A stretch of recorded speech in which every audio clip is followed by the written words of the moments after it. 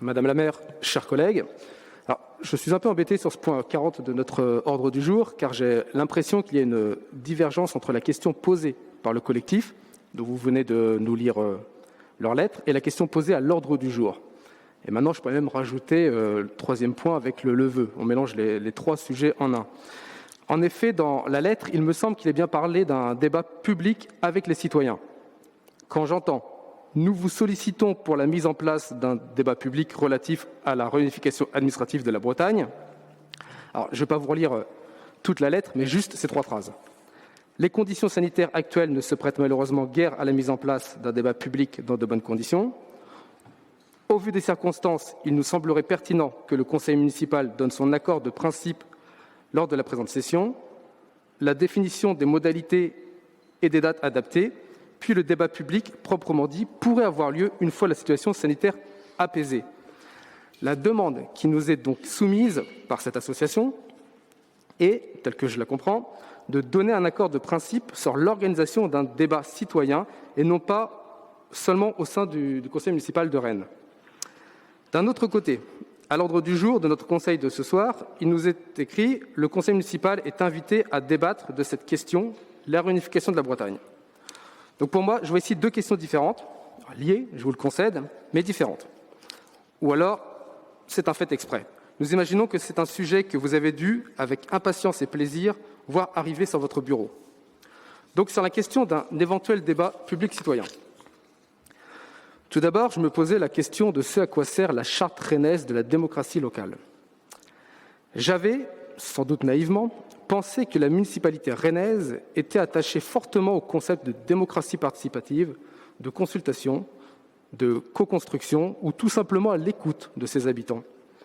Or, alors que nous sommes dans une forme d'expression démocratique dont nous devrions nous réjouir, puisqu'à l'initiative d'un regroupement de citoyens, ayant réussi en 2 semaines à récolter 1300 signatures, et ce, malgré un contexte sanitaire compliqué, je reste surpris par le fait que nous l'évoquions qu'à ce moment du Conseil.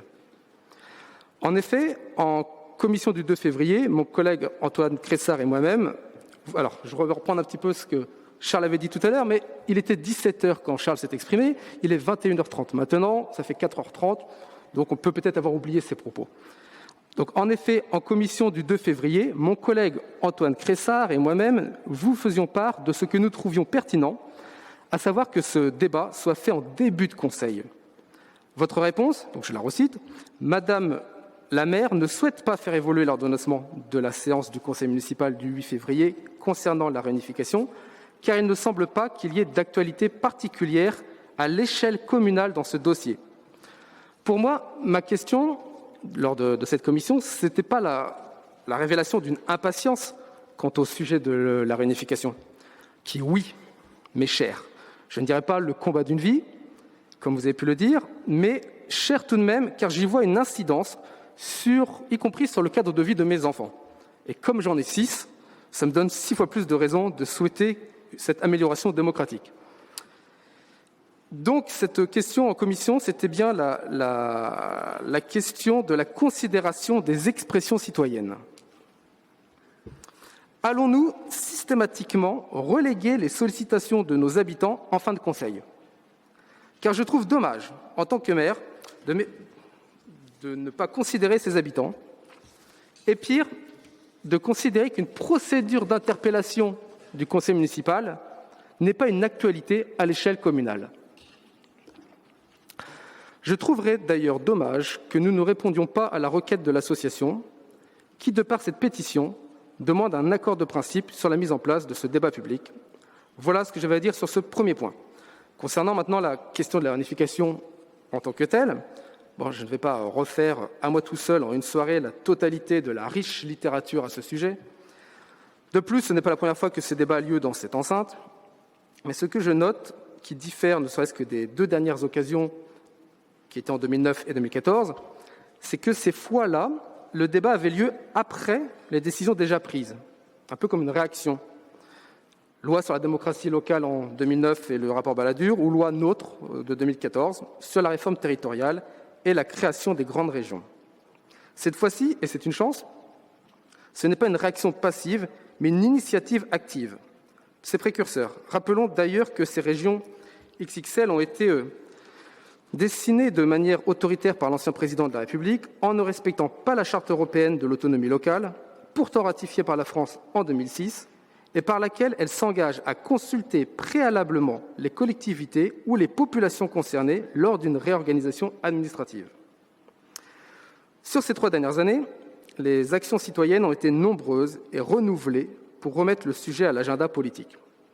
En 2018, tout d'abord, avec la pétition menée par l'association Bretagne Réunie, collectant plus de 105 000 signatures en Loire-Atlantique, afin de demander une consultation démocratique à l'échelle de ces départements. En 2019, ensuite, avec le grand sondage TMO sur l'avenir institutionnel de la Bretagne, organisé par le collectif d'IBAB en collaboration avec le tout nouveau think tank citoyen Brest Civic Lab, et autofinancé sur une plateforme en ligne de financement participatif.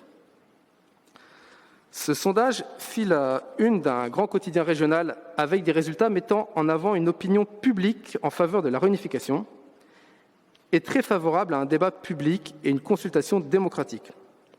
En 2020, la nouvelle association transpartisane à la Bretonne, à l'origine de cette interpellation aujourd'hui via son comité rennais, a mené des actions d'envergure ces derniers mois en mobilisant les élus locaux, régionaux, mais aussi parlementaires sur les 5 départements de Bretagne, autour d'un grand événement politique à Nantes, puis d'un appel de 150 élus de tous bords au président de la République pour un référendum. La fusion des régions Bretagne et Pays de la Loire, que vous avez souhaité, Madame la maire, dans une tribune en 2014, n'est plus du tout à l'ordre du jour nulle part au sein du Grand Ouest. Reste le statu quo, qui semble contenter les conservateurs de plus en plus minoritaires, et qui, par définition, ne veulent prendre aucun risque, ou alors la réunification de la Bretagne, qui a plus que jamais le vent en poupe. Le sujet n'est plus non plus de choisir entre coopération et réunification. Nous le voyons bien, les coopérations entre métropoles urbaines ne peuvent être vraiment fructueuses que quand elles s'inscrivent dans un même cadre régional, en lien avec la même institution régionale. La seule mise en réseau que vous souhaitiez est bien moins efficace. J'ai précisé que vous souhaitiez et non que vous souhaitez, car j'ose espérer que vous évoluez aussi sur la question. À titre d'exemple, n'oublions pas les échecs en termes d'organisation aéroportuaire ou encore d'enseignement supérieur, parmi d'autres.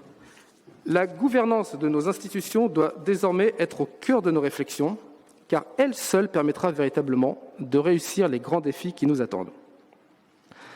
En effet, nos politiques publiques doivent être plus globales et beaucoup plus intégrées afin d'atteindre rapidement et efficacement les objectifs de l'agenda 2030 sur le développement durable. Comment la ville de Rennes doit-elle se positionner ? Notre ville n'est plus la ville provinciale d'autrefois. Son attractivité est tout autant montée en puissance que sa voisine nantaise, tant en termes de dynamique démographique qu'économique. La compétition avec Nantes doit désormais laisser place à une collaboration concrète et active dans un cadre régional dédié. La dimension européenne et internationale se construira ainsi autour d'un intérêt régional commun entre nos 3 métropoles, mais aussi notre réseau de villes moyennes. Enfin, notre groupe Libre d'agir pour Rennes prend acte des avancées de la ville de Nantes, dont la proposition d'un début de feuille de route sur la voie de la réunification met en avant le lancement d'un grand débat public ainsi que la demande d'un référendum à l'État, une demande qui a déjà été réitérée par le Conseil départemental de Loire-Atlantique. En suivant l'appel des 150 élus adressés au président de la République, nous préconisons que les habitants de la Loire-Atlantique soient d'abord consultés et ensuite le reste de la population des 2 régions concernées. Nous appelons la ville de Rennes à collaborer avec la ville de Nantes en vue de la réunification, et notamment au sein de cette nouvelle instance de concertation qui pourrait bientôt être créée.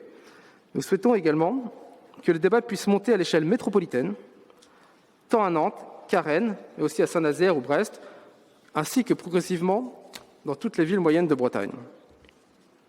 Alors la Bretagne, donc oui, j'avais noté, Loïc, merci, dont le président du conseil régional vient de dévoiler tout à l'heure même la plaque Bretagne 5, qui sera accrochée sur le fronton des collectivités. Et je rejoins Loïc, pourquoi pas sur la mairie de Rennes d'ailleurs. Ce sujet, contrairement à ce qu'on pourrait penser, n'est pas un sujet d'histoire, ce n'est pas un secret d'histoire, c'est un rendez-vous avec l'histoire. Certains diront que ce n'est pas la priorité du moment. Le sujet est trop important pour être négligé et laissé de côté. Non seulement la réunification de la Bretagne n'est pas une question anachronique, mais en plus, elle est une réponse pertinente à la crise sociale et sanitaire que nous connaissons. Nous pensons qu'au contraire, il est grand temps de redessiner les limites régionales du Grand Ouest.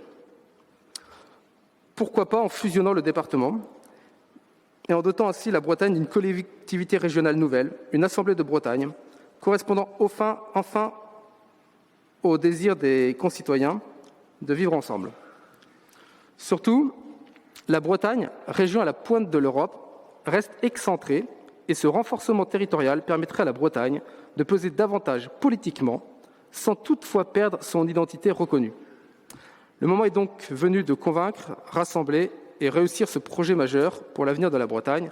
Rennes a tout à y gagner. Concernant le vœu, et je m'arrêterai sur ce point-là, nous ne pouvons que nous réjouir de lire ce vœu qui nous est proposé ce soir. Déjà, puisqu'il est fait référence à l'appel des 150 élus au président de la République et que 80% des élus de notre groupe Libre d'Agir pour Rennes l'ayant signé, cela fait de notre groupe celui le plus engagé sur cette volonté de référendum au sein de notre conseil municipal. Nous nous retrouvons pleinement dans le premier point qui nous est proposé. Donc c'est en effet un préalable de faire d'abord la Loire-Atlantique, puisque ce sont les premiers concernés. C'est eux qui seraient sur un changement de région. Nous n'aurons qu'à les accueillir.